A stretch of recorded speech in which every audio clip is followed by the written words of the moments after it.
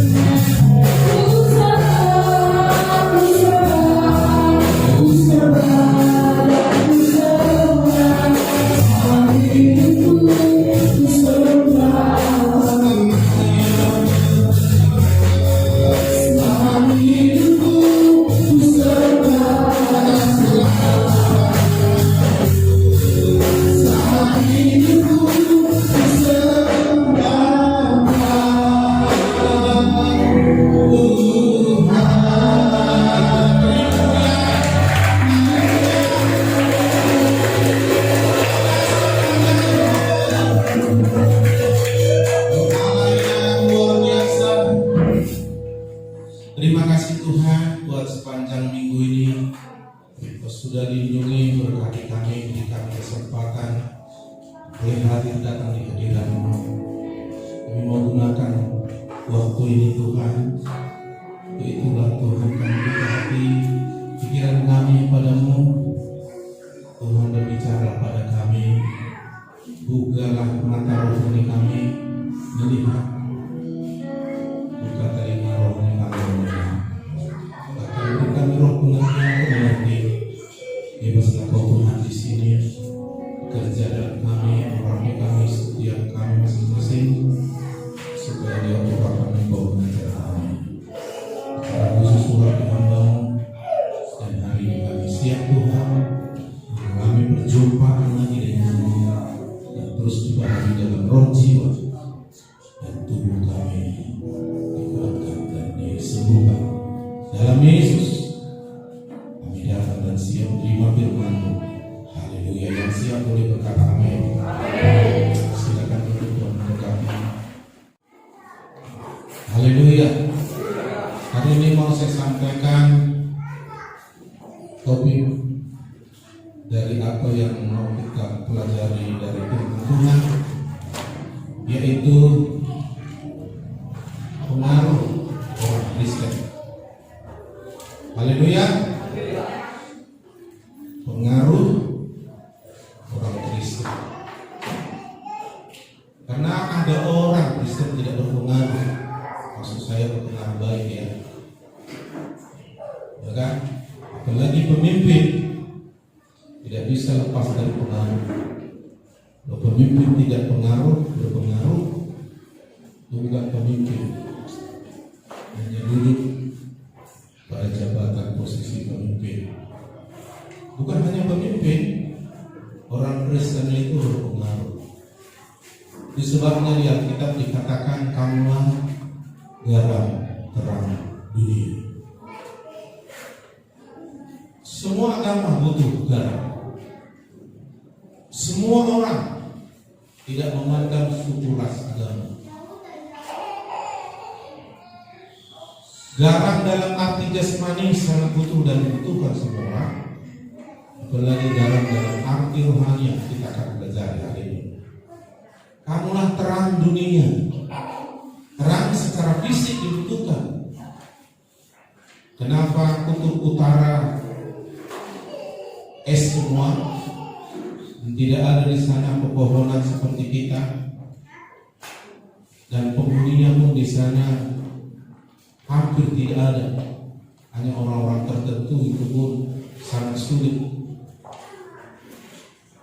karena tidak ada cahaya matahari di sana.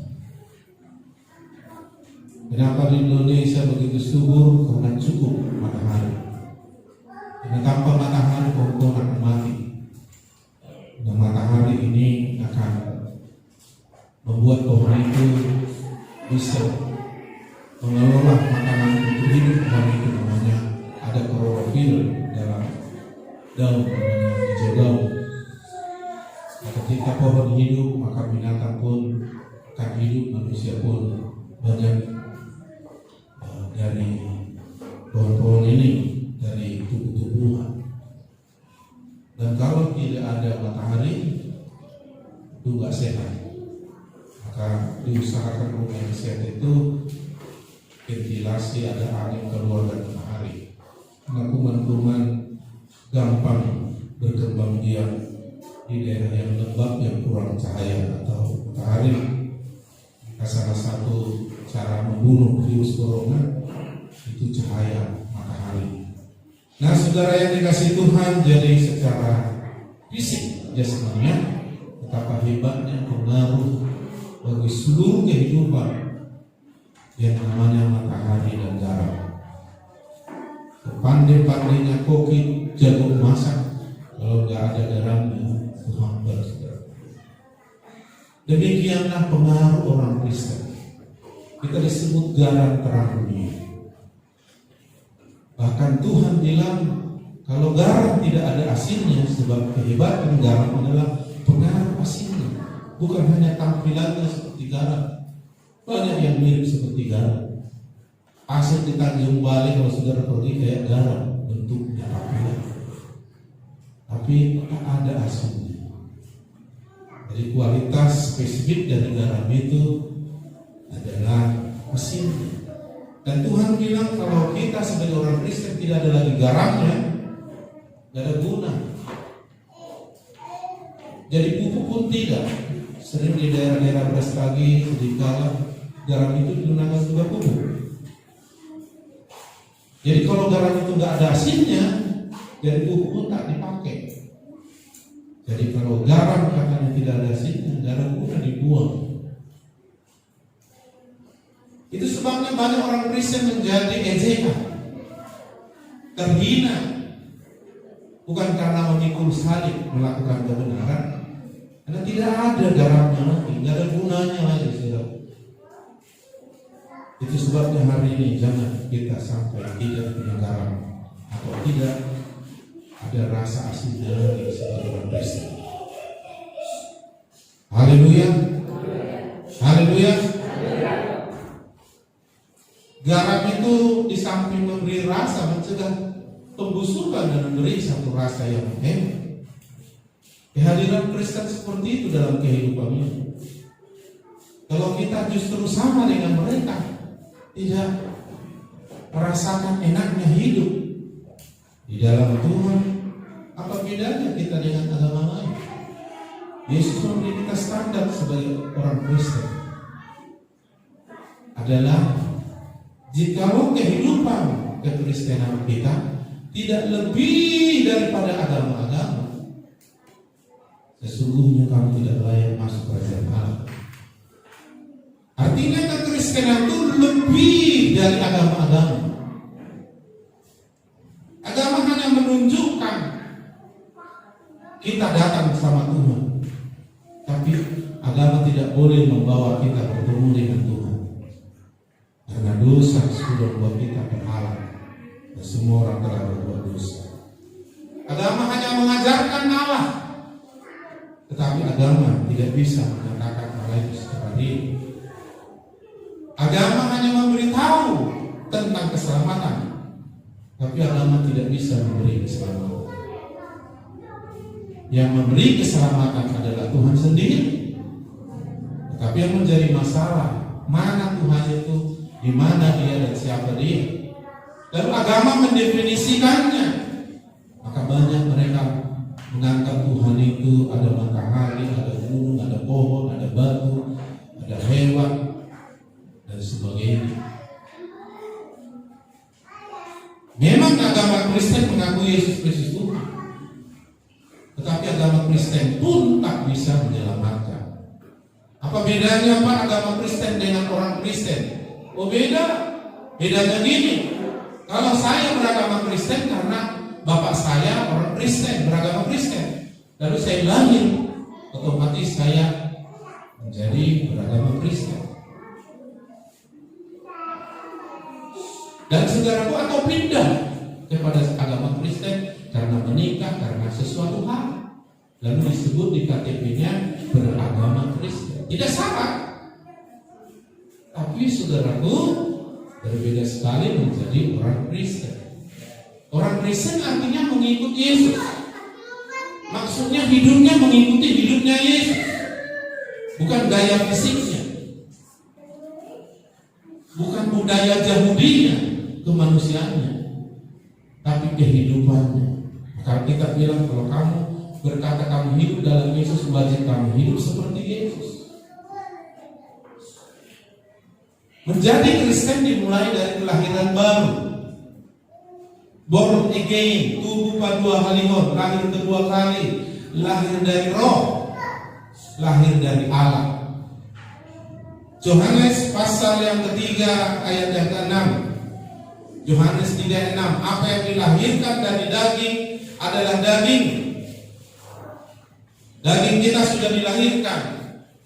Pertama terbunuhnya oleh daging, yaitu orang tua kita yang sebagai manusia tadi. Namun ada kelahiran yang kedua, kelahiran yang bukan daging dikatakan, dan apa yang dilahirkan dari roh adalah roh. Ketika Adam dan Hawa melanggar firman Tuhan, secara roh manusia mati semua. Upah dosa adalah maut. tinuhor di dosa lo hamatea. Mati artinya terpisah. Bukan saudaraku hilang lenyap begitu saja. Mati jasmani, rohnya terpisah dari tubuhnya. Mati rohaninya, rohnya terpisah dari Allah. Jadi sejak Adam dan Hawa melanggar firman di taman ini, mati rohani, walaupun secara fisik berangsur-angsur mati. Tapi duluan kematian rohani, baru berefek kepada rohani, kepada jasmani.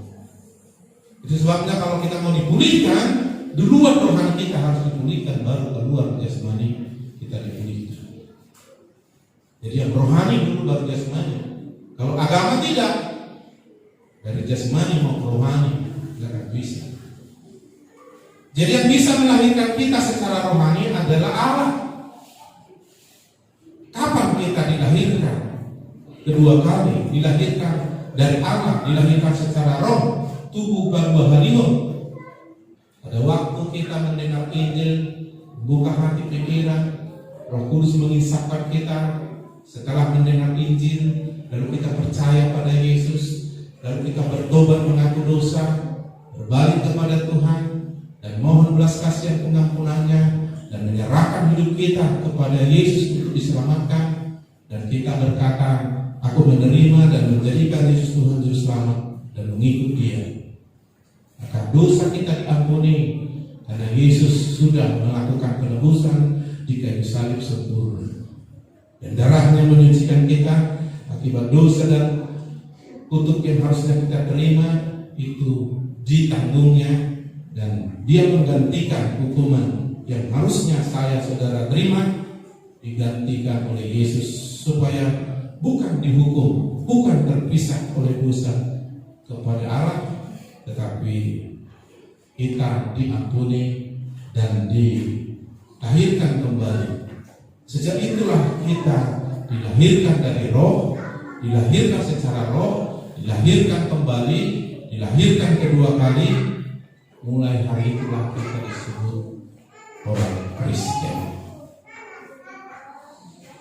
Jangan bangga kalau sudah rajin gereja, beragama Kristen, agak fanatik sedikit dengan kekristenan. Jangan bangga dulu. Kekristenan kita sejak selevel itu. Standar kekristenan kita Alkitab itu apa kata Tuhan. Kalau kehidupan di agamamu, kekristenanmu tidak lebih dari agama-agama lain, kamu tidak layak masuk kerajaan Tuhan. Oh, tipis sekali. Mana mungkin? Itu sebabnya kita harus dilahirkan dari Allah. Haleluya. Sejak itu. Lalu Yohanes 1:12, ketika kita percaya menerima Yesus sebagai Tuhan Juru Selamat, penebus kita dengan iman, lalu dikatakan ayat 12 Yohanes pasal 1, tetapi semua orang yang menerima Yesus diberi Yesus kuasa supaya menjadi anak-anak Allah, yaitu mereka yang percaya dalam namanya. Agama lain tidak mengerti. Di pemimpin agama yang namanya Nikodemus waktu diskusi dengan Yesus dalam Yohanes pasal 3, dia bingung. Bagaimana mungkin aku dilahirkan kembali kalau sudah tua? Apakah aku harus kembali ke kandungan ibuku dilahirkan sekali lagi? Dan Tuhan maksudnya bukan dari daging, bukan dari roh. Jadi banyak orang berkata Kristen itu aneh, tak benar. Masa Allah melahirkan? Allah tidak diperanakan dan tidak beranak. Nah, pengertian mereka jasmani. Kalau dibilang anak Medan, bukan Medan itu beranak. Kalau dibilang anak kunci, bukan berarti kunci menikah lalu ada anaknya. Ya, jadi kalau orang memang nggak ngerti firman, salah pikirannya. Jadi dilahirkan dari Allah, artinya kembali roh kita disucikan dan bersekutukan dengan Bapa di surga. Karena mati artinya terpisah.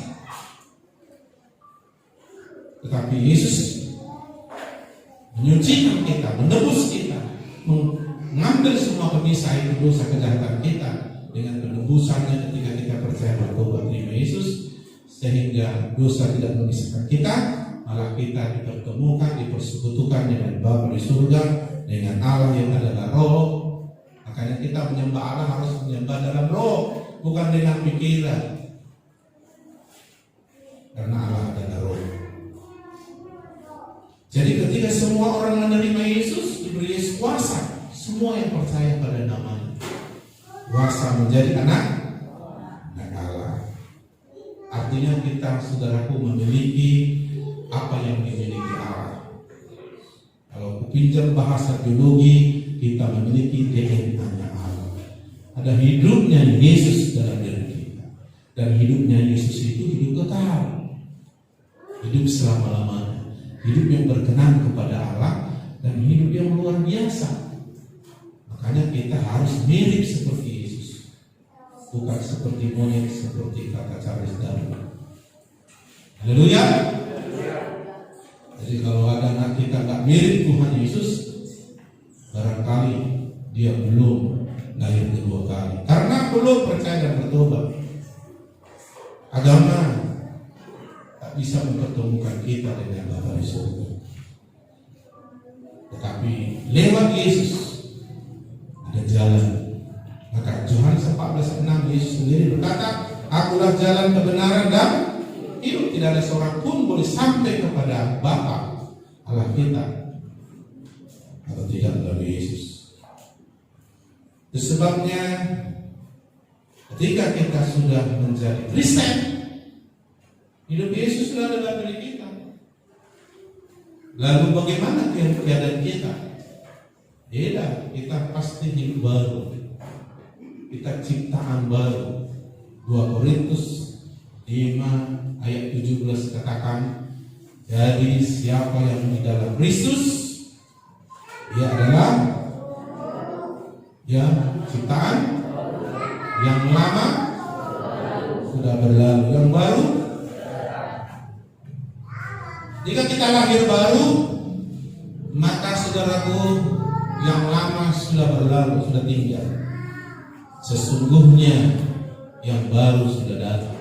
Kalau bahasa Batak, nunggak salpu pangalahon narobi, sifat yang lama, gaya hidup yang lama, dan sedang sudah datang pangalahon yang baru, sifat yang baru, sifat hidupnya Yesus.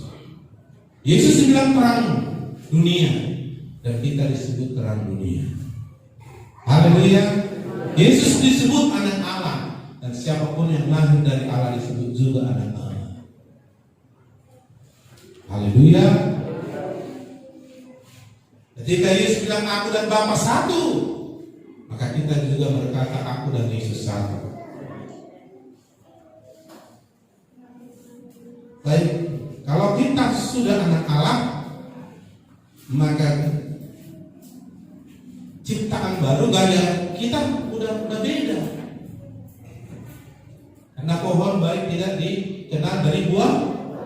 Anak Tuhan itu dikenal bukan ngaku-ngaku, aku anak Tuhan, aku percaya. Tidak sebatas itu. Tapi bagaimana gaya hidup? Nah, kalau kita menunjukkan gaya hidup seperti apa yang Tuhan sudah seharusnya kita hidup, maka pasti nampak. Ketika Tuhan bilang kamulah terang dunia, terang itu artinya nampak, kelihatan, jelas, nyata. Jadi kehidupan anak Tuhan itu nyata, jelas, nampak.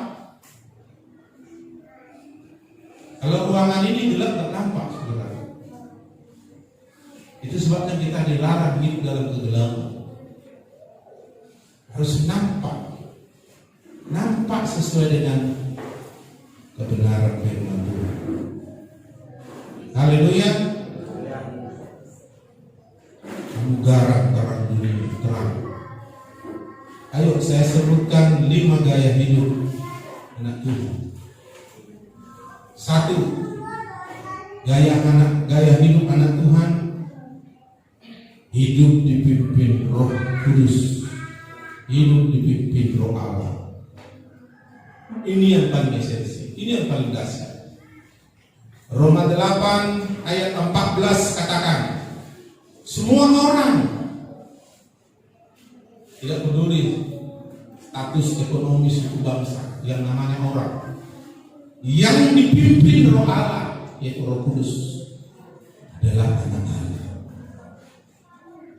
Jadi kalau kita sudah lahir baru dan mengaku anak Allah, sudah bertobat, terima Yesus, mengikut Yesus, maka hidup kita beda, gaya hidup kita beda, lifestyle kita beda. Dan dari situ tahu kita ini sudah Kristen, sudah anak Allah. Dari gaya hidupnya nampak jelas seperti terang, nampak jelas. Apa? Hidup dipimpin Roh Allah. Semua orang dipimpin Roh Allah adalah anak. Berarti orang yang dipimpin Roh Allah nggak anak Allah, gitu aja bahasa sederhana. Cuma perlu pastikan apa kita yang ruangan ini sudah anak Allah atau ngaku-ngaku anak Allah. Tak boleh hanya ngaku. Banyak orang terakhir nanti berkata, Tuhan, bukankah kami ini itu. Tuhan bilang, aku nggak kenal kamu. Logikanya masa Allah nggak dikenal. Artinya yang dikenal adalah yang punya gaya hidup. Bukan Allah tidak tahu siapa kita. Kata mengenal di sini ada hubungan yang real. Jadi Kristen itu bukan sekedar mencontoh-contoh, tapi memang hidup. Bisa anjing dikasih kacamata, topi, berpakaian, jalan pakai dua kaki kayak manusia, tapi pastinya dia bukan manusia. Dia hanya mencontoh gaya manusia. Kita tidak mencontoh gaya hidup Allah. Memang kita asli anak Allah kalau sudah dilahirkan. Jadi kita nggak melatih diri, maaf saudaraku, seperti anjing berjalan dengan kasih topi, kasih ini, kasih pakaian, dan berjalan ini. Lalu kita bilang itu manusia, tidak kayak manusia, hanya dia melatih dan dilatih kayak manusia. Kita bukan kayak anak Allah, kita asli anak Allah. Dari mana? Dari gaya hidupnya, dari hidup yang sebenarnya, bukan dibuat-buat. Kalau beragama bisa dibuat-buat. Ya di gereja kan suci semua kan, baik semua kan, salam diri, salam tangan semua kan, bersalaman kan, kayak kompak kan. Realnya di rumah, realnya di sehari-hari nampak. Anak Tuhan itu harus nampak dan hidupnya dipimpin Roh Allah. Haleluya. Dan orang yang hidupnya dipimpin Roh Allah luar biasa kuasanya. Misalnya saya kasih tunjuk Roma pasal 8 ayat 2. Ini orang dipimpin Roh Allah. Roh Allah dalam dirinya sejak dia percaya terima Yesus. Roh Allah karena dia dilahirkan dari Roh. Roh yang memberi hidup telah memerdekakan kamu dalam Kristus dari hukum dosa, hukum maut. Jadi kalau dia sudah anak Allah, dia sudah dilahirkan dari Roh, Roh Allah ada dalam dia, dan dia mampu dan mau dipimpin Roh Allah. Hidup barunya hidup dipimpin Roh Allah. Dan orang yang Roh Allah dalam dirinya dan dia hidup dipimpin Roh Allah, Roh itu memberi hidup, hidupnya Yesus. Dan apa dikatakan? Roh yang memberi hidup telah, jadi Roh yang dalam diri kita telah memerdekakan kamu dalam Kristus dari hukum dosa, hukum maut. Di bumi ini kita dipengaruhi oleh hukum. Ya, yang sudah pernah belajar SMP, SMA, ada hukum Archimedes. Dan teorinya, nah semua memang di dunia ini nggak ada yang kebetulan, semua ada cara kerjanya. Jadi jangan percaya teori nasib-nasib para ramalan. Apa yang ditaruh orang itu yang dituai, selain itu sesat. Jadi ada hukumnya yang mempengaruhi. Contoh hukum Archimedes. Kenapa kalau saya ambil batu kerikil, saya taruh di air yang tenggelam? Bisa dijelaskan, ada hukum Archimedes namanya. Kenapa burung bisa terbang? Ya karena dia punya sayap, oke lah. Ada yang terbang tak punya sayap, apa terbang? Ada hukumnya, hukum aerodinamika misalnya. Ada hukum, apalagi Boyle dan macam-macam hukum. Dan di dunia ini ada hukum dosa, hukum maut. Dan hukum ini mempengaruhi dunia ini. Ketika Adam dan Hawa berdosa, dosa masuk. Iblis masuk ke dunia dan menguasai dunia ini. Dan dia pakai hukum ini. Hukum dosa dan hukum maut. Semua benda yang dimasukkan ke air akan bekerja hukum. Namanya hukum Archimedes. Tetapi ada hukum yang bisa melawan hukum Archimedes. Demikian juga semua orang di muka bumi sudah berdosa. Dan karena kita orang berdosa, cenderung buat dosa dan terus berbuat dosa, gak mungkin dia bisa berbuat dosa. Lalu dia berkata, mana bisa kita suci, mana bisa kita kudus. Lalu Tuhan bilang, hendaklah kamu kudus seperti Bapakmu di surga kudus. Lalu Tuhan bilang, hendaklah kamu sempurna seperti Bapakmu sempurna. Mustahil bagi manusia, tapi tidak mustahil bagi Tuhan dan bagi yang percaya, yang namanya anak Tuhan. Karena dalam dirinya ada hukum roh, hukum kehidupan.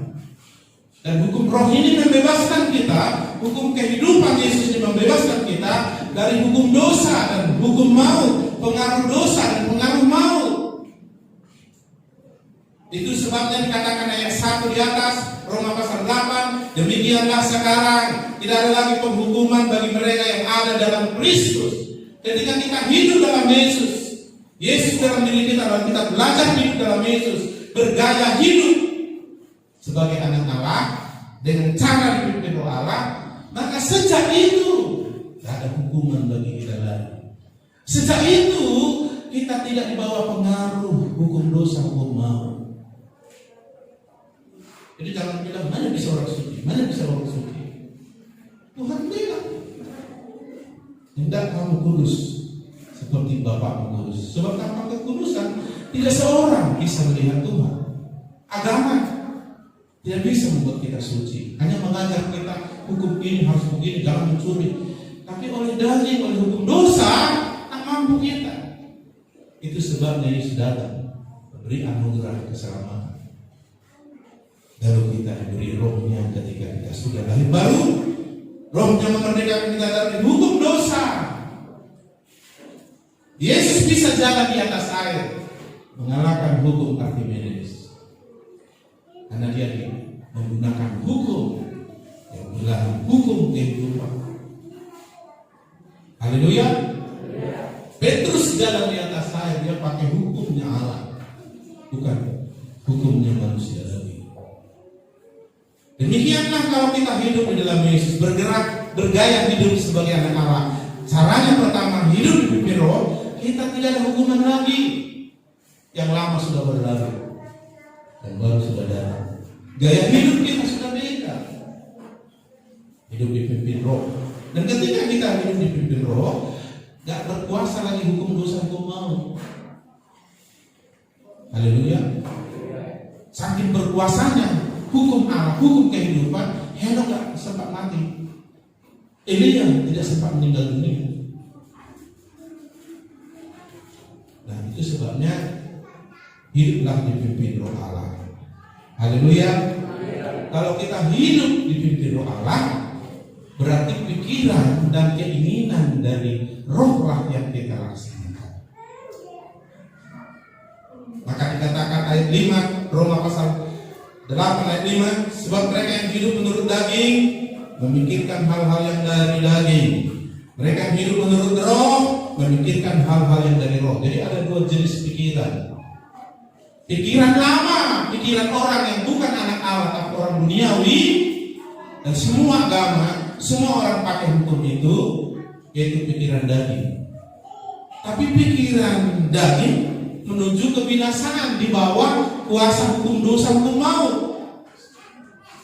Tapi orang yang mengikuti keinginan Roh hidup, dan di dalam Yesus tidak ada hukuman bagi orang hidup seperti itu, dan tidak dikuasai hukum dosa, hukum maut, dan damai sejahtera.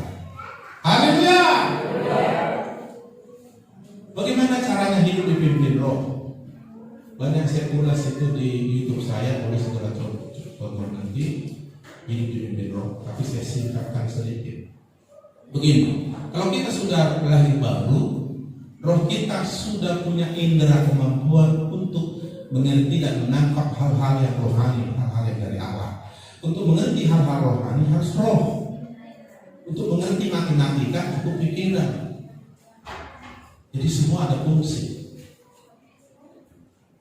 Nah, saudara yang dikasih Tuhan, Roh Allah yang di dalam diri kita itu menaruhkan pikirannya ke roh kita, menaruhkan perasaannya di roh kita, menaruhkan keinginannya di roh kita, berbicara ke roh kita. Dan ikutilah itu.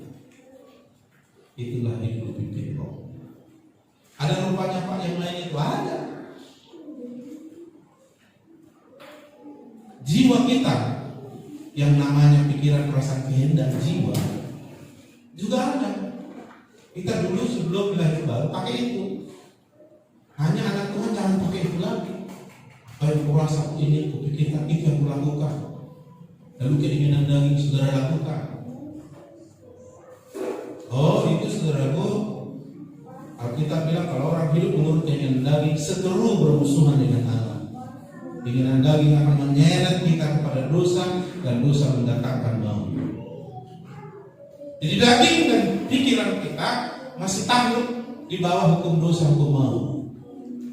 Tapi roh kita, jika kita berjaga sebagai anak Allah dipimpin Roh Allah, tidak ada hukuman lagi bagi kita karena kita dalam Kristus hidup seperti itu, dan kita tidak dipengaruhi, kita merdeka, kita di atas hukum dosa, hukum maut. Makanya kita bisa hidup suci dan hidup kudus. Berbahagia orang yang suci hatinya karena mereka melihat kekristenan itu mengalami Tuhan rindu, bukan tahu Tuhan, mengalami Tuhan rindu. Dan itu saya alami tahun 1983 di Bandung dalam satu kebaktian mahasiswa. Jika mereka pembimbing atau pembuktian bilang, siapa yang mengambil keputusan? Setelah saya dengar itu, saya percaya, saya tahu apa yang Yesus lakukan begitu. Maju ke sini, serahkan dirimu. Bertobat kau terima Yesus sebagai Tuhan dan Selamat. Saya lari, saya datang. Yesus berkata, siapa yang mendengar suaranya, Tuhan menutup pintu hatinya dan mendengar suaranya membuka pintu aku masuk. Saat itu aku membuka hatiku. Yesus masuk dalam hatiku, aku mengaku dosa, dia mengampuni, aku mengundang dia masuk dalam hatiku. Aku dilahirkan dari Roh, dan ternyata enak kali jadi ikut Tuhan. Saya berkata, kalau tahu enaknya ikut Tuhan begini, kenapa saya enggak kok rebetan saya ikut Tuhan gitu? Nyatanya tidak ada yang memberitahu saya kayak gitu. Makanya saudara harus menginjilin orang, memberitahu orang bertemu dengan Yesus, bukan hanya beragama. Susah kali nih Pak beragama, nggak boleh nih, nggak boleh itu, nggak boleh ini, nggak boleh ini. Terikat awal, ikut Yesus lah susah, terikat katanya. Kembalilah, kembali. Logikanya gini aja, melakukan dosa yang sudah jelas salah pun dinikmati orang sebentar. Masa melakukan firman nggak lebih hebat indahnya? Mengikuti keinginan kita, mengikuti dosa aja bisa kita nikmati. Masa mengikuti Yesus nggak lebih indah? Jadi jangan mau bodoh-bodoh iblis. Yang benar kata Tuhan. Amin. Roh hamuna loja jalan asora asa. Tapi banyak orang Kristen pasti mukanya sorak loja sampai memuji Tuhan pun payah kali. Jadi enggak gaya hidup anak Tuhan itu. Siapa mau ikut Tuhan? Kalau ikut Tuhan dari 30 kemudian berat kok. Enggak boleh berbuah. Bisa lah. Bukan begitu. Itu agama mengajarkan. Dan kita di atas agama. Haleluya. Bebas hukum dosa hukum. Ketika itu gaya hidup Allah, gaya hidup anak Tuhan, hidup di roh. Jadi jangan berfokus ke sini, apalagi ke dagingmu ini. Dagingmu ini hanya keinginan daging, keinginan mata, kayak korban hidup. Jangan ke sini. Ini engkau adalah roh yang punya jiwa tinggal dalam tubuh. Jadi kau bukan jiwa, kau bukan tubuh. Hanya roh punya jiwa, roh punya tubuh. Cuma jiwa tubuhmu harus dipulihkan. Rohmu yang sekarang berfungsi. Roh penurut daging lemah. Jangan ikut yang lemah. Maka cara hidup kita beda. Dan anak Tuhan mengerti ini. Kalau belum lahir baru mengerti ini. Makanya kalau kau belum mengerti bahasa ini, nanti melangkah ke depan bersujud kau sini terima Yesus. Dan kau lahir baru seperti saya. Jangan puas dulu, Pak, aku udah rajin sekali-sekali gereja. Mudah-mudahan masuk surga. Mudah-mudahan aja sudah gak yakin. Haleluya. Jadi dengarkan di roh. Taruhnya Roh Kudus yang dalam roh ini. Tubuhmu ini, hidupmu ini udah tempat rumahnya Roh Kudus. Ada di situ kalau kau udah terima Yesus. Dikasih tahu keinginannya, dikasih tahu perasaannya, pikirannya. Bahkan dia bicara, mendengar suara Tuhan. Jangan kau harapkan kau berkuasa tinggal malam di kamar sendirian. Lalu kau mulai buka telinga. Tuhan berbicara, dan kau tunggu. Kau harapkan Tuhan bilang, hei anakku, buku. Oh usah, kau berpikir begitu. Bisa saja Tuhan bicara seperti itu, tapi Tuhan tidak berbicara biasanya seperti itu. Dia bicara di dalam hati kita. Rohnya bicara dalam hati. Lalu kita mendengar karena kita sudah lahir baru. Kita punya indera rohani. Kalau orang-orang dunia perdukunan indera keenam katanya. Kita indera rohani. Bisa dengar suara Tuhan, tapi tak perlu dengar suara setan. Haleluya. Jadi begitu perasaannya dari Allah, yaitu dari roh Allah, Roh Kudus taruh, pikirannya ditaruh, keinginannya ditaruh, suaranya ditaruh, sinkronkan ke otakmu, konekkan langsung. Sudah terkonek, sudah selaras, lalu nanti otak akan memerintahkan tubuhmu melakukannya. Kau sedang bergerak di pimpin roh. Kau akan menang lebih dari pemenang. Kau tidak akan dikuasai hukum dosa hukum mau. Kau bisa suci dan melihat Tuhan. Kau bisa kudus dan berkenan kepada Allah. Kau bisa dengan bebas bertindak dengan iman. Dan iman membawa keselamatan, mujizat, kemenangan, mengalahkan dunia. Haleluya. Tuhan menantikan kita. Kapan kita mengalahkan dunia? Kapan kita membuat iblis di bawah kaki kita? Ditunggunya. Yesus sudah menang, sudah mengalahkan semuanya, dan sudah ditaruh di bawah kakinya, dijadikan tontonan di depan umum iblis setan. Nah, Tuhan mengharapkan kita, karena Dia beri rohnya sama kita. Amin. Rohnya yang luar biasa mengajar kita bagaimana berjalan seperti Yesus berjalan, hidup seperti Yesus hidup, bergaya hidup seperti Allah. Namanya gaya hidup anak Tuhan. Nah, kalau begitu mantap, saudara akan bertumbuh. Kita perlu bertumbuh. Haleluya. Memang kalau kita sudah anak Allah, kita ahli warisnya Allah, ahli waris Bapa kita. Cuma kalau kita belum bertumbuh, secara real nggak bisa kita nikmati. Saya kasih contoh, iya kan? Anakmu ada kelas 3 SD, dan kau kaya raya dan sangat mengasihi anak kandung ini. Lalu kau nggak akan kasih dia mobil dan kuncinya, pergilah belanja ke Rangga. Kenapa? Dia nggak tahu memakai mobil itu. Nanti kalau sudah besar, udah ngerti baru dia akan pakai. Makanya bertumbuh, sudah ngerti dunia roh. Kalau bayi 2.000 perak, dikasih udah senang kali dia. Tapi kalau saya kasih sama anak saya di Daniel 5.000 ngainin jajanmu, pergi jalan-jalan dengan teman, ketawa dia. Kalau waktu SD udah untung kali kan. Jadi hanya beda pertumbuhan rohani. Haleluya, hanya bertumbuh biar semua bisa kau pakai apa yang kau punya.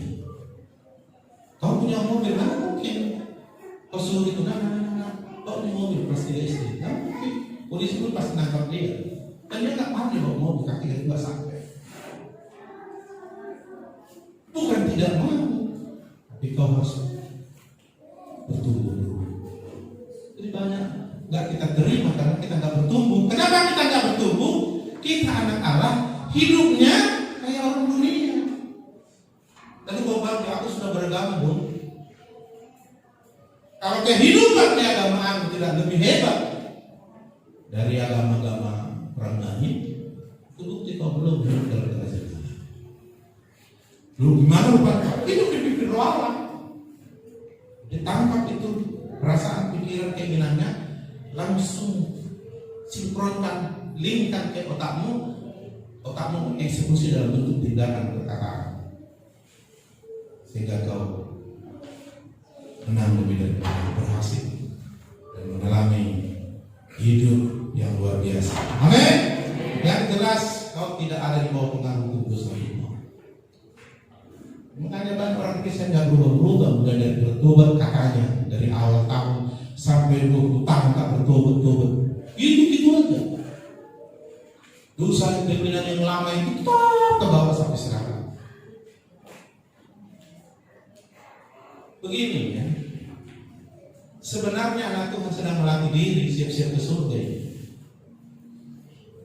Jadi kalau saudara nggak melatih siap-siap ke surga, saudara nanti sulit di surga. Maksud saya kayak mana? Di surga itu kan semua suci. Jadi kalau kamu hidupnya masih kadang-kadang suci, kadang-kadang dosa, nggak cocok kalau nanti di surga, susah kau. Semua keinginan-keinginan daging bisa namamu itu nggak boleh kebawa ke surga. Ingat, kalau kita meninggal, kita nggak bawa harta, kita bawa apa? Kebiasaan kita, kelakuan kita. Betapa menderitanya nanti orang di surga, karena dia hidupnya selama ini senang. Kalau sudah minum tua, minum minuman keras, di surga tak ada menderita pun di surga, kan nggak boleh di surga. Mungkin neraka kedua. Makanya dilatih dulu di sini. Haleluya. Contoh ini,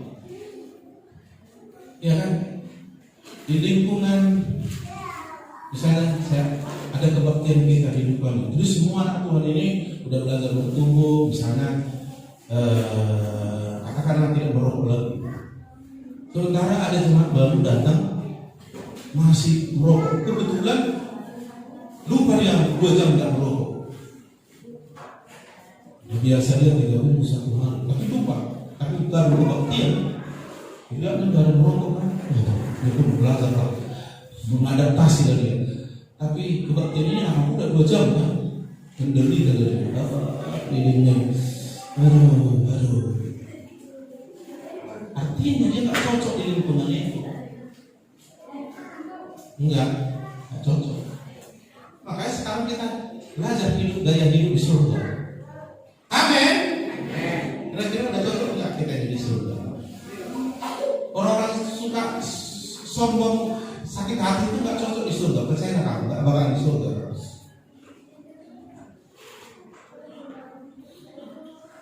Jadi itu sebabnya saudaraku, jangan ikuti lagi yang lama. Sekarang angkap yang baru, diberi Roh Kudus. Pikirannya eksekusi lakukan, perasaannya tangkap lakukan, suaranya tangkap lakukan. Kau sudah punya indera rohani. Itu maksudnya hidup roh. Sebab mereka yang hidup menurut daging memikirkan hal-hal yang daging, mereka yang hidup menurut roh memikirkan hal yang dari roh. Itu bertolak belakang. Tetapi ayat 6 dan 7 berkata, karena keinginan daging adalah maut, tetapi keinginan roh adalah hidup dan damai sejahtera. Sebab keinginan daging adalah perseteruan terhadap Allah, karena ia tidak takut kepada hukum Allah, tapi hukum dosa, hukum maut. Hal ini memang tidak mungkin baginya, tidak mungkin bagi Kalau kau belum lahir baru, wajib puasa 3 hari 3 malam, tak makan tak minum. Pasti tersiksa. Karena itu tak bisa dilakukan dari hanya orang yang hidup baru. Nah ini kalau kita bisa hidup seperti ini, wow. Pikiran saya punya, tapi saya harus dapat pikiran dari roh. Saya tangkap di roh saya, transfer ke otak. Yang lama buang, yang baru terima. Eksekusi dalam bentuk tindakan. Mantap. Haleluya. Dengar suara Tuhan di hatimu oleh Roh Kudus bicara. Tangkap, terjemahkan ke otak, eksekusi dalam bentuk tindakan.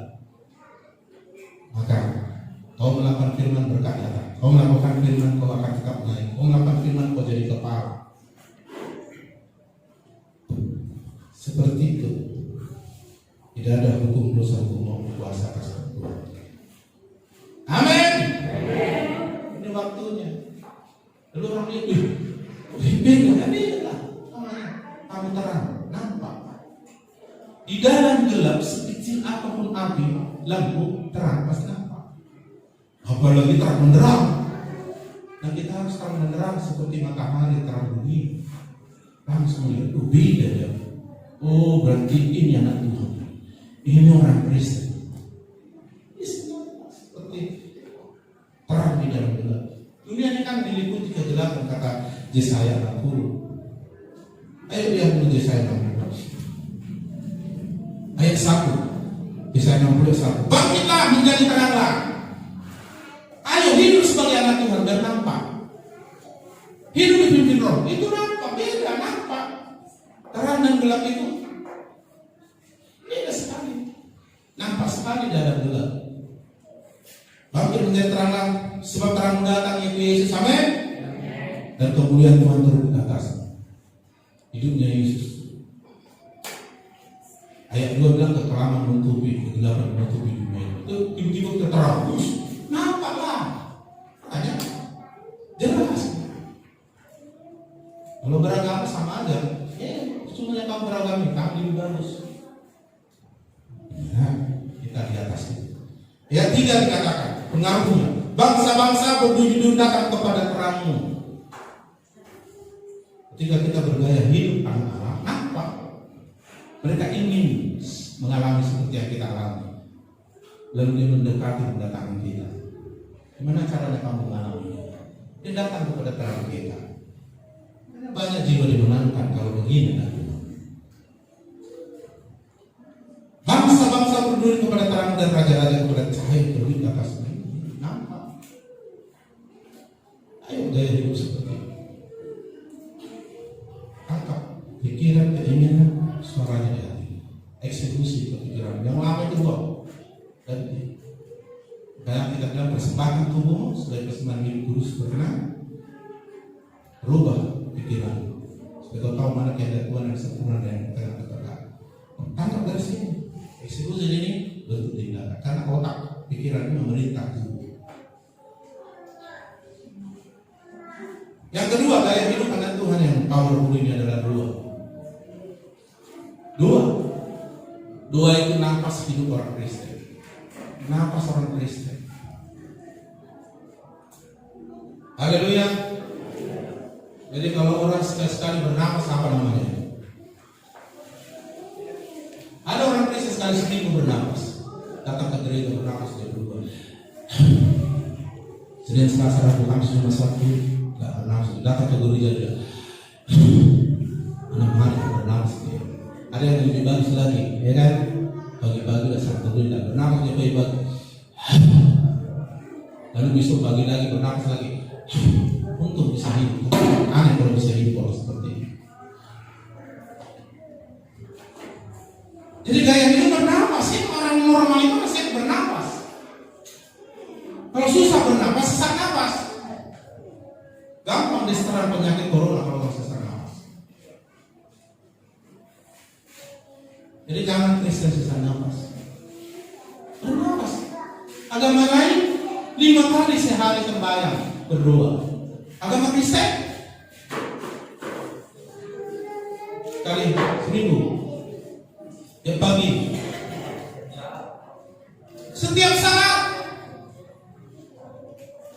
di mana? Berdoa senantiasa. Memang ada berdoa tutup mata, ada nggak tutup mata. Kalau kau kendaraan, kau nggak perlu tutup mata, bukan mata. Berdoa, berdoa itu bicara, berkomunikasi dengan Tuhan dan Rohnya. Haleluya. Jadi bernapas, jangan sekali sebelum bernapas ya. Hanya ada di bernapas. Kalau kau sesak nafas, bahaya. Silap-silap buka bernapas. Jadi biasa berdoa itu. Kalau mereka 5 kali sehari berdoa, kita senantiasa online terus. Saya bangun jam 1, jam 2, jam berapa, doa saya. Memang ada doa bahasa roh, ada bahasa yang kita ungkapkan dari hati ini. Doa. Banyak pada Bapak minta. Oh, berdoa itu bukan hanya minta, kau boleh kasih. Kalau hanya minta, berapa sih mau kita minta? Haleluya. Jadi berdoa senantiasa. Ini kontak aja dengan Tuhan. Yang ketiga, gaya hidup anak Tuhan itu memberitakan kabar baik, memberitakan Injil. Aku kan bukan pendeta persekutuan Pak, kau salah menginjil. Bukan, ini gaya hidup. Karena kalau saudara tak memberitakan Injil, kabar baik, berarti saudara akan dipengaruhi memberitakan kabar buruk. Coba lihat banyak orang Kristen sekarang memberitakan kabar buruk. Kalau udah menceritakan pendetanya, simpuannya, tetangganya, orang yang mantap dia semangat dia. Jadi begitu disuruh konsul apa sih apa yang dikutbahkan hari Minggu oleh Pak Gembala, diam. Hati-hati, itu gaya hidup mana itu harus berubah. Yang kesukaannya adalah Taurat Tuhan, yang merenungkan Taurat semua, maka kita berubah seperti pohon yang di akhirat menghasilkan buah pada musimnya, tidak lalu daunnya. Apa saja diperbuat yang berhasil. Kau lakukan yang salah, kau gagal. Kau lakukan firman, kau memberkati dan buat kau berhasil. Luar biasa, teman bilang, kayak kali itu Tuhan ini nggak sanggup lagi. Enak lakukan usaha orang mati sebentar, apalagi lakukan firman. Aku nggak bisa pak melayani lagi, melayani Tuhan. Ini melayani siapa saudara? Biarlah melayani Tuhan daripada melayani setan, melayani dosa kan. Kita dulu kan hamba dosa, melayani dosa. Sekarang kita ditebus ya hamba Tuhan, memperhamba diri sama Tuhan. Enak melayani Tuhan. Hanya belajar sama Tuhan dengan caranya. Amin. Jadi menginjil itu atau memberitakan kabar baik itu gaya hidup. Dari mana Eda? Oh, dari sana tadi kami baru kebaktian. Iya ya. Enak kali tadi firman Tuhan Eda. Terus rupanya Yesus itu seperti ini. Kami dengar tadi. Mau di rumah, mau di mana pun injil terus. Bukan malah kau pergi bertandang. Eda nggak tahu tadi. Oh, aku kebaktian ini. Siapa yang dipanggil itu?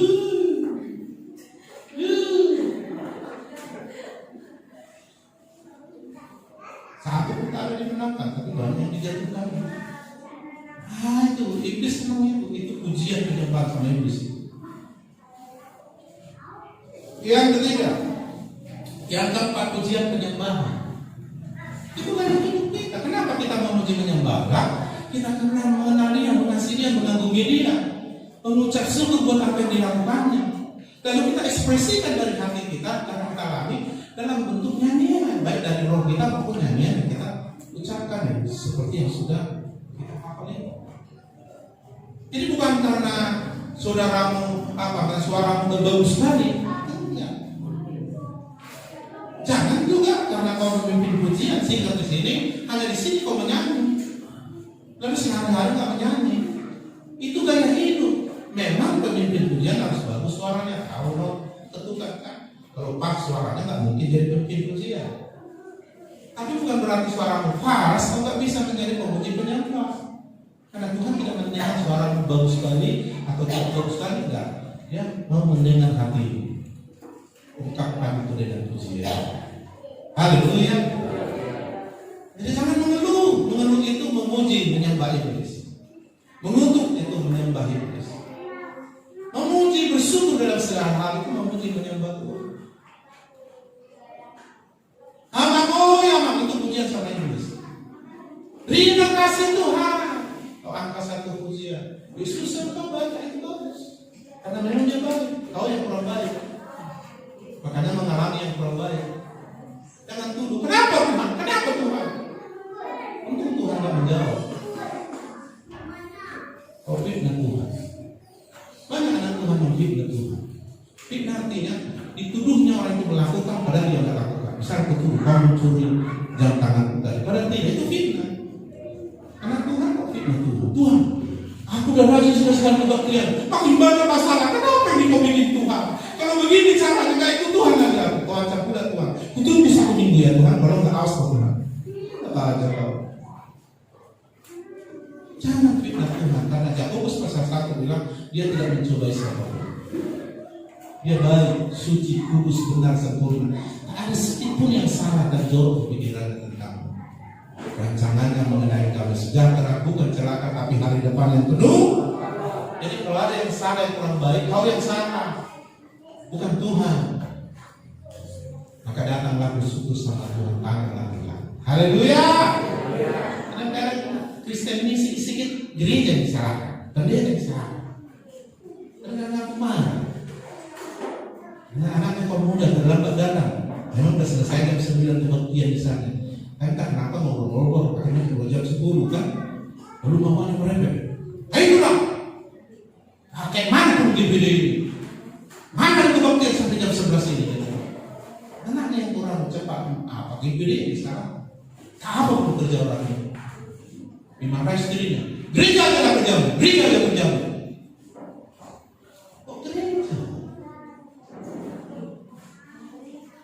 Untung silap-silap Tuhan boleh disalahkan. Maka dia jangan duduk di gereja, hei ibu di sini kamu terus berdoa jangan suami kan? Enggak gitu. Kalau orang dituduh begitu kan, apa? Gereja itu lah. Pernah juga ada kasih itu ada bukan di sini, ada juga yang bilang, udah pendeta itu sama kau. Oh ngeri kan? Sini gereja sana, sini gua di sana, sini pelayan, kamu apa pelayan ini? Jangan. Soal ada kekurangan kelemahan yang perlu diperbaiki, jangan salahkan gereja. Memangnya di gereja diajarin orang rumahnya gitu. Ya memang dasar anaknya, suaminya, istrinya memang kurang baik, ya jangan gereja dibawa kan. Amin. Beda kita dengan orang dunia, ya kan? Gaya hidup kita memuji menyembah. Begitu ada masalah, aku percaya, dia punya masalah tetap percaya, iya dong. Karena Tuhan tidak mengejarkan orang percaya. Amin. Ketika dia bingung, kok aku udah mencari kerja gak dapat, dan dia berdoa Tuhan aku percaya, dan dia nyanyi jalanmu tak terselami, bisa saja dia nyanyi kan. Daripada aman, dia mampu, anak di mode, cari kambing putih, kambing hitam semua. Jangan dia bisa ketawa, merasa disantun dipuji dia dengan cara begini, tapi mengucap syukurlah dalam segala hal karena itu dikehendaki Allah. Apalagi bisa memuji Tuhan. Dalam keadaan sulit pun pujilah Tuhan. Tuhan tidak pernah salah. Firman-Nya pun tidak pernah salah. Kita yang kurang pas mungkin gaya hidup kita perlu diperbaiki dan sebagainya. Yang kelima, dikatakan di dalam Roma 1:17 orang benar hidup oleh iman. Yang kelima hidup oleh iman. Kita selama ini hidup dengan perasaan, pikiran, kehendak kita, menurut situasi, pengetahuan, kekuatan, realita, kata orang, kata iblis. Sekarang tak hidup oleh iman. Orang benar hidup oleh iman. Hidup oleh iman berarti tidak oleh pikiran, kekuatan, kata orang. Tapi iman itu timbul dari mendengar firman. Firman yang kita terima di hati kita, kita yakin, kita perkatakan, kita lakukan. Nah kita percaya Tuhan dan apa yang dikatakannya. Kau akan dapat kasih karunia, kau akan menang, maka bertumbuh sebesar biji sawit. Iman yang dipraktekkan bisa pindahkan gunung masalah. Haleluya. Apalagi sebesar gunung iman dari masa dunia. Belajar hidup dengan iman. Amin. Amin. Kalau kelima gaya hidup ini, wah. Kan kau percaya, kemudian Tuhan akan percayakan banyak hal kepadamu. Kau akan mewarisi banyak hal, termasuk kemuliaan Tuhan. Hanya terkenal kau berhasil dalam doa, kau akan didatangi banyak orang. Sekarang kan dulu lebih terkenal, dicari dari mana? Karena orang Kristen nggak terkenal dalam doanya. Coba kau terkenal dalam doa, karena kau sudah pakai gaya hidup ini. Lalu kau berdoa, dua orang benar kan besar kuasanya, kan katanya kan? Berdoa kan orang sakit sembuh. Ini kan akan terus beri. Lalu kau terkenal doamu dijawab Tuhan. Emang anak Tuhan dijawab Tuhan doanya? Iya kan? Ada orang dekat sama si Jokowi, ya sulit dia ketemu langsung dengan Jokowi. Dan orang dekatnya si Jokowi ini dihubunginya. Bisa. Orang dekat itu selalu didengar. Kita pun bisa dekat karena kita anak. Amin. Haleluya. Tapi kalau kita hidup menurut daging, kita memusuhi Tuhan, kata kita. Didengar Tuhan doa. Kayaknya dari 100 doa pernah begitu 95 dijawab Tuhan. Kan lumayan kan? Mungkin karena belum sempurna 5 kali. Luar biasa Tuhan. Terkenal keagam lewat doa. Udah datang banyak orang kepada terang yang terbukti dalam diri. Kemuliaan yang nyata lewat dirimu di mana Tuhan menyembuhkan orang sakit. Dan gampang kau menginjili orang karena terbuka hati orang kalau dia mengalami mujizat. Amin. Jangan terkenal kau karena berkelahi, karena gimana? Itu nggak ada garamnya, dan ada garamnya. Pengaruh hebat. Kristen itu berpengaruh seperti garam bergerak. Supaya berpengaruh, jangan sama dengan dunia ini. Ayo hidup seperti itu. Apalagi hidup di tadi. Gaya hidup doa, pujian, penyembahan, hidup oleh iman. Selalu memberitakan Injil. Injil itu menyerang iblis, membangkitkan iman orang untuk menerima keselamatan. Kenapa jiwa-jiwa nggak bertambah? Karena memberitakan Injil. Kenapa? Buru-buru Pak beritakan Injil, apa guru? Ya itu masalahnya. Kenapa? Yesus sudah datang, bangkitlah, terimalah Yesus, jadilah terang, kemuliaan Tuhan terang nyata bagimu. Tunjukkan gaya hidupmu di dalam Kristus. Buktikan tidak berkuasa lagi hukum dosa, hukum maut dalam dirimu. Buktikan kau tidak menerima hukuman lagi. Dan kau akan melihat orang menginginkan apa yang kau lakukan. Orang akan terinspirasi, termotivasi dengan apa yang kau lakukan. Dan orang berkata, bagaimana caranya kau bisa mengalami? Kok keluarga kamu makin tua, makin mesra? Kok makin diberkati? Dulu ku ingat kau sakit-sakitan, sekarang kau bisa sehat. Kayak mana itu? Lalu kau sempatkan beritakan Injil. Sempatkan kau berdoa kepada hidup. Dan doa orang benar sangat besar kuasanya. Amin. Dan kau sudah terlatih hidup di doa. Jadi kau orang dekatnya Tuhan gampang. Ya, gampang kau dekat. Dulu sempat saya dekat dengan si Kamunan, Bupati Kamu. Saya masuk ke kantor dan masuk, Bapak, salah. Saya bilang, Pak, tolong begini. Oh, bisa Bapak, bisa Bapak. Apa? Ini sedikit. Keluarkan dulu dari dia. Oh boleh, siap. Kami langsung atur. Sini, ini bereskan ya, eksekusi langsung. Orang dunia aja, karena yang saya dukung dia jadi bupati menurutnya tidak secara politis atau secara gamblang. Karena dia datang ke rumah Kak gua, saya doakan, harus saya kasih tahu sama dia. Jadi saudara, hanya dekat dengan kita, apalagi dekat dengan Tuhan. Dan kita nanya, kira-kira jawab Tuhan nggak doa kita? Dijawab nggak? Ya kayak terakhir. Yohanes 15 ayat 7. Jadi harus nampak ini. Ya. Power luar biasa. Banyak jiwa dimenangkan nanti. Dan bukan hanya karena jiwa dimenangkan, hidup itu sama. Kau nikmati. Itu Tuhan yang paling enak di dunia. Jadi kalau kau tak menikmati itu Tuhan, salah juga Kristen. Memang awalnya sakit,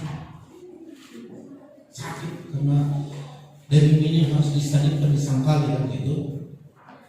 Gaya hidup Allah itu kan berlawanan dengan daging dan pikiran kamu. Sakit awal sebentar, siap itu senang selama-lamanya. Kalau dunia nikmati dosa sebentar enak, selamanya sakit. Jadi nggak selamanya sakit anak buah, sebentar. Jika kamu tinggal dalam aku, maka gaya hidupku. Firmanku tinggal di dalam kamu, kasih Roh Kudus di situ. Minta apa saja yang kamu kehendaki. Kasih Roh. Ini yang ayat ini hebat nih. Mintalah apa saja yang kamu kehendaki. Bukan Tuhan kehendaki, kamu kehendaki. Kita kan sering berdoa, Tuhan jawablah doaku ini kalau kehendak. Ini enggak. Kalau kita udah sampai level seperti ini, Tuhan bilang apa yang kau kehendaki? Apa saja minta. Karena sudah sinkron kehendak kita dan kehendak Bapa. Karena kita hidup dipimpin Roh. Minta apa saja yang kau kehendaki. Apa saja. Kamu akan menerima.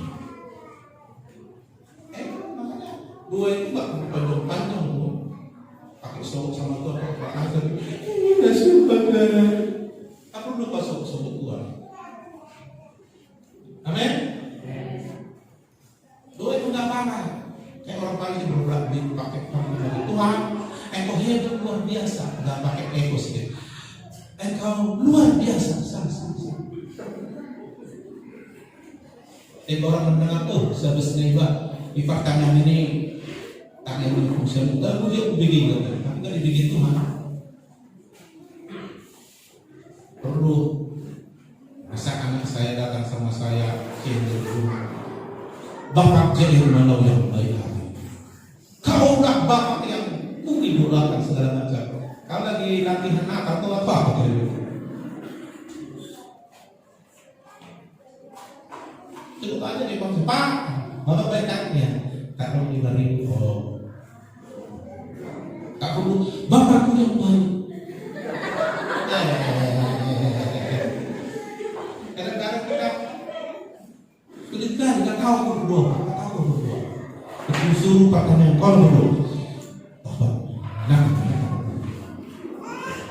apa sih ngomong asal tuh? Ini masalahnya kau mungkin belum lahir atau belum mampu atau gimana? Karena enak ngobrol sama Tuhan kan? Ngobrol sama kekasih aja waktu pacaran yang tadi dari sana Tuhan yang mengasihi kita luar biasa. Haleluya! Kadang-kadang berdoa itu gaya hidup. Masa ada begini? Ngelakuin sama mamanya, Mak, calon paromenmu tadi jumpa rumah. Kami tadi jalan-jalan dan sempat duduk di taman rumah. Bosan kali rumah, 1 jam kami ngomong, bosan kali rumah. Udah pilihan, enggak mungkin, udah gila itu ya. Kekasihmu itu, iya memang kekasih. Kamu kasihnya, oh cinta banget Mak. Tapi 1 jam aku ngomong, sebentar sama Mak. Nanti gak betul kamu benci dia. Kalau mengasihinya malah dibilang Bapak kayak kurang, tak lagi lah. Ada udah 3 jam, tak lagi lah. Nah senang.